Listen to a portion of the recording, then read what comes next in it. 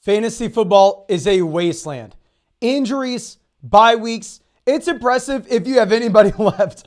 But we're going to go through and look at some guys that are actually rising in value right now. Starting with someone that I had too low in my rankings last week. I had Adam Thielen ranked as a mid to low end wide receiver 2, and looks like Adam Thielen needs to be rising. Looks like Thielen needs to be considered a high-end wide receiver 2 at this point. Some people would argue a low-end wide receiver 1, and I'm fine with you arguing that. Like, I understand why you would, right? I mean, if you're going to go through and look at just the fantasy football leaderboard right now, Adam Thielen is at the very top if you were looking at a points per game PPR format, just given the fact that the man is seeing an incredible amount of volume. Adam Thielen has 49 receptions this season. He's had 59 targets, over 500 receiving yards, and he's actually scored, 4 touchdowns, even in a very bad offense. The only wide receivers that are currently ahead of Adam Thielen from a points per game perspective: Tyreek Hill, Keenan Allen, Cooper Kupp, Stephon Diggs, and Justin Jefferson. Adam Thielen right now is a mid wide receiver 1 from a points per game perspective, sitting there as wide receiver 6. Now, going forward, am I going to rank him as a wide receiver 1?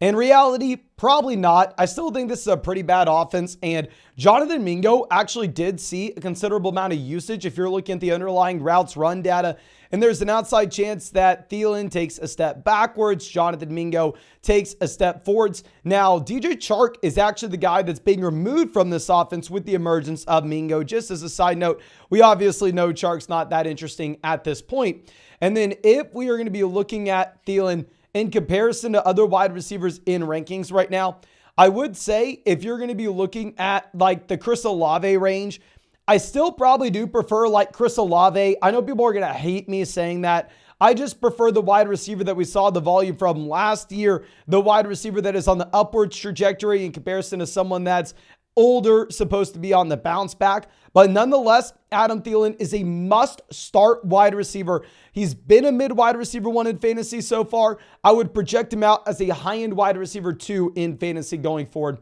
Staying in this offense, I just want to touch on Chuba Hubbard for just a second. He played 53 out of 68 snaps this past week. He looked great. He had 19 carries. He had 88 rushing yards in the rushing touchdown. Could have even been better, if I'm going to be honest with you. The one thing that was a little frustrating is he really didn't get involved as a receiver, where, he had 12 receptions going into this week. Then you remove Miles Sanders, and you're assuming, okay, I guess Chuba Hubbard's maybe going to come out here, get 3, 4, 5 targets. Hell, he only had 1 target, 1 reception, 2 receiving yards. I think the receiving volume may see a bump up. And now we know for damn sure any week that you have no Miles Sanders, Chuba Hubbard most likely is a must-start running back. And now going over to someone that we are calling a buy low guy over and over and over again, Travis Etienne is a running back that I could not be more excited about what we have. If you are looking at Etienne, he's had 113 carries this season. He has had 21 receptions. The man is over 600 total yards. He is leading the NFL in touches at this moment. He's in a good offense. He has the receiving role, and he has the rushing touchdowns. So we talked about this offseason, and it looks like it may actually become true. Travis Etienne may be this year's Josh Jacobs. You'll love to see it. I love to see it with how much we drafted this guy. This past week, another week where he has multiple rushing touchdowns. The efficiency, not necessarily there, only 3.1 yards per carry. That's a little bit frustrating. However, it is safe to say, though, that if he continues to get this volume and this offense continues to get a little bit better, that Etienne may actually go out there and be a high-end RB1 going forward. Now, the Jags play on Thursday, and if you sign up to Underdog Fantasy to check out any of those pick'ems, Underdog's going to match your first deposit dollar for dollar up to $100. Plus, you'll get our rest of season fantasy football rankings with promo code FLOCK And on top of that, you will get what was supposed to be a Trevor Lawrence special pick of more than less than half a total yard for Thursday's game. But it looks like Lawrence may not be playing on Thursday. If he does not play, they're going to swap that to a different special pick'em. You'll have a free bet on Thursday no matter what with promo code FLOCK. And we actually are getting y'all hooked up with another exclusive free bet in week 8 for everybody that's ever signed up with code FLOCK, because y'all showed so much support with that Justin Herbert free bet this week. So yeah, make sure you take advantage. A link in the comment section, link in the description. Going over to Jakobi Meyers, the wide receiver I want to talk about for just 1 second. He outproduced Davante Adams yet again this week. Jakobi Meyers now sitting with 43 targets on the season and only 5 games played. He's averaging almost 9 targets a game. He's averaging about 4 touchdowns every 5 games at this point, and he's had 335 receiving yards. I see a lot of people in the comment section going, oh my gosh, Jakobi Meyers is now the wide receiver 1 in Las Vegas, yada, yada, yada. He's been great. Let's be realistic. Do we think that Jakobi Meyers is all of a sudden leapfrog Davante? No, he has not leapfrogged Davante Adams, especially if Jimmy Garoppolo is going to be missing some time, and maybe a situation where Brian Hoyer comes in. We actually get force-fed Davante Adams rather than Meyers. I think Meyers definitely looks like a startable player, but honestly, just because he scored a touchdown this week, not really going to be changing our rankings of him. I think he's still a low-end wide receiver too. Now, I want to go over to Detroit, and y'all know one of our top buy low candidates over the past 2 weeks dealing with a season-ending injury, according to people in my live stream. Don't know what y'all are talking about, but Amon-Ra St. Brown, a wide receiver that had 15 targets this week. He had a receiving touchdown, 12 receptions, 124 receiving yards. And what we are looking at is Jameson Williams changing this Detroit Lions offense. We talked about this with Jameson Williams coming back, and Jameson actually had a receiving touchdown today, helping our best ball teams out a ton. Thank you, Jameson. But he's not necessarily a wide receiver that's going to be taking up a lot of target volume.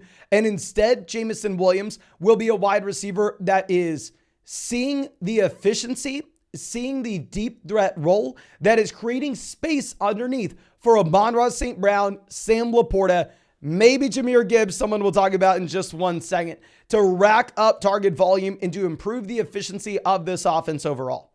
So Jameson Williams coming in does not hurt Amon-Ra St. Brown. Jameson Williams coming in helps the passing offense for the Detroit Lions and possibly helps Amon-Ra St. Brown by creating space underneath. Now, going over to Breeland Hall, this is a running back that we had ranked as a must-start guy this past week, even in a tough matchup against Philly, and he has proven it, ladies and gentlemen. He gets the rushing touchdown. More importantly, you see the 5 targets out of the backfield for 54 receiving yards as well. And if you look at the involvement from Breeland Hall in this offense, week 1, the man had 11 touches. Week 2, he had 4. Week 3, he had 13. Week 4, he had 9. 2 weeks ago, he had 25, and this past week, he had 17. So if you're plotting that out, you are getting that linear line up for Breeland Hall with this usage. If you look at the underlying snap data, Breeland Hall seeing pretty much every single snap here. I mean, that percentage is up to almost 75% at this point. Now, the clear concern is Zach Wilson still's not great. You may have Zach Wilson in this offense falling back down to earth just a bit, but I mean, over the past 3 weeks, they've scored 20 points, 31 points, and 20 points. So Breeland Hall jumping up. Garrett Wilson looks great as well. Garrett Wilson just had 12 targets this week. He had 14 targets 3 weeks back, and now he's sitting with 55 targets on the season. Just imagine what Garrett Wilson would have done if he had Aaron Rodgers. He's showing us that he is for sure dominating target volume.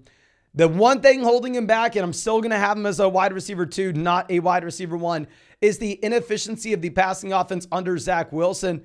But oh my gosh, if you had a different quarterback here, it'd be a different story. Now, going over to Cooper Kupp, this is a wide receiver that back-to-back weeks has over 100 receiving yards. He has 9 targets. He has a receiving touchdown this week. Do we really talk about Cooper Kupp here at all? No, Cooper Kupp is a locked and loaded mid-wide receiver 1. I think everybody knows this at this point. Going over to Kyren Williams in the same backfield, I just want to touch on this backfield briefly because we didn't really know the extent of the injury to Kyren Williams and Ronnie Rivers when we made the waiver wire video yesterday. but it looks like both Kyron Williams and Ronnie Rivers will be missing this next week.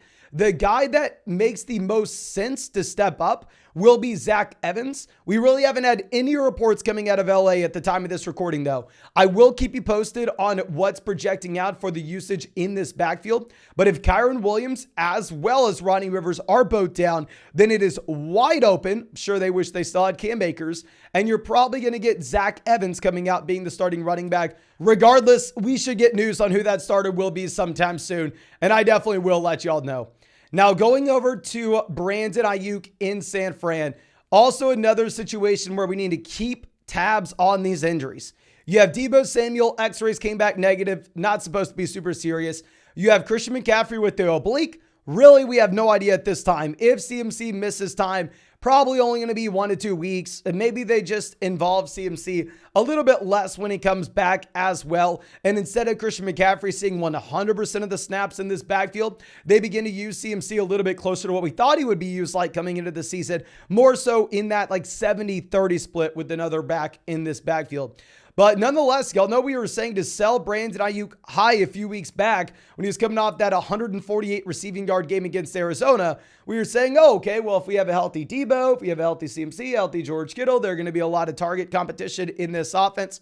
Well, now, if you don't have these healthy receivers, then at that point, I mean, Brandon Ayuk has the talent. It's a very good offense. And Brandon Ayuk naturally will get more targets. He had 10 targets this past week. This was actually a season high for him. The fantasy production wasn't off the chart, but that was just because the offense wasn't that good. And I think it will be much better going forward. Now, I do want to talk about Jahmyr Gibbs just a bit. Now, I know you're going to roll your eyes, so actually we'll talk about him in a second. Let's talk about Raheem Mostert. Everybody knows Raheem Mostert looks great.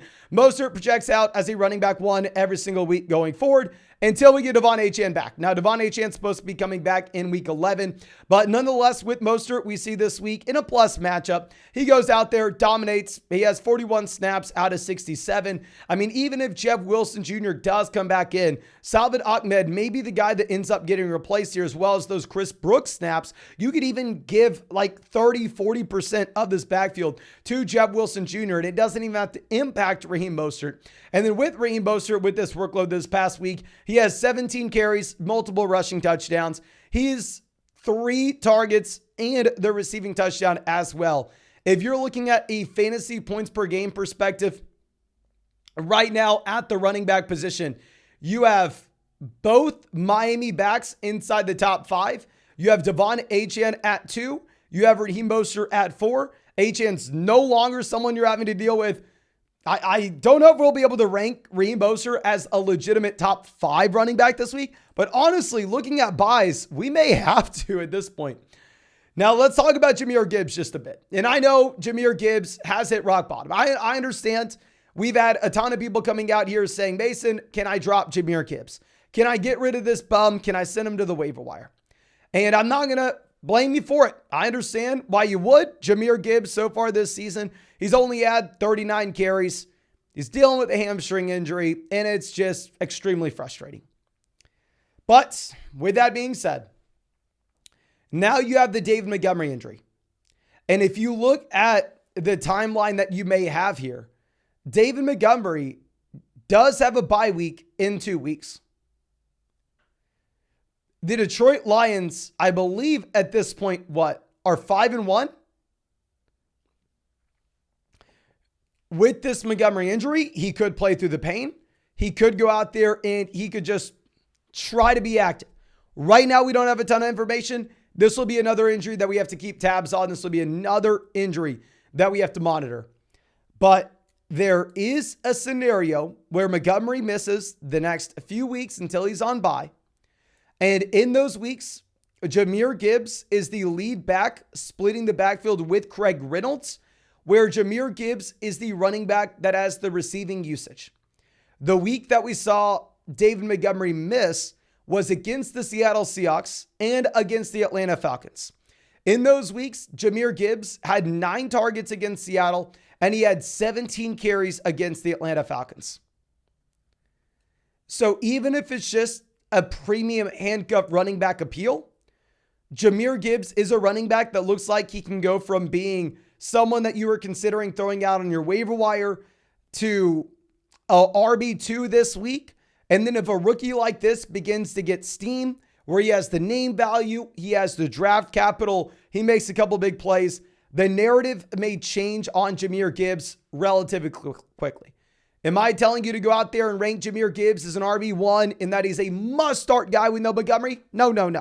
What I'm saying is, if Montgomery misses and Gibbs plays, Gibbs may be viable as a running back that you need with injuries and bye weeks happening to your roster. And if he proves himself, then at this point, this is a rookie running back that can be on the upward trajectory towards the end of the season.